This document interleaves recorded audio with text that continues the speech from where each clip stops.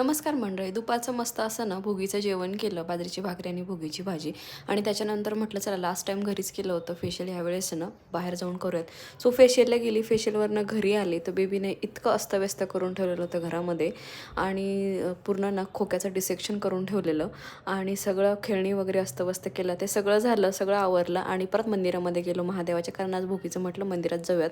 तर हे काहीसे माझे हेअर्स पण मी हेअर वॉश करून आली, फेशियल वगैरे सगळं करून आली, ड्रेस चेंज केला आणि परत आहे ना बेबीसाठी काही गोष्टी घेऊन आली. आणि उद्यासाठी म्हणजे आजच्यासाठी ना वसवा आणि सुगडं वगैरे सगळं घेऊन आली. आणि ते पण संक्रांतीला लागतं आणि जवळजवळ 11:15 झाले होते टाईम. आणि बेबीला झोपायचं नव्हतं आणि खेळायचं होतं. माझा दिवसभरामध्ये मी कंटिन्यू बिझी होते, मला लिटरली झोप येत होती, पण बेबीला काय झोपायचं नव्हतं. आणि मग दुसऱ्या दिवशी फ्रेश डे स्टार्ट केला आणि छानपैकी ना पूजा वगैरे झाली सुगड्यांची आणि संक्रांतीचं. चलो बाय बाय, हा व्लॉग इथेच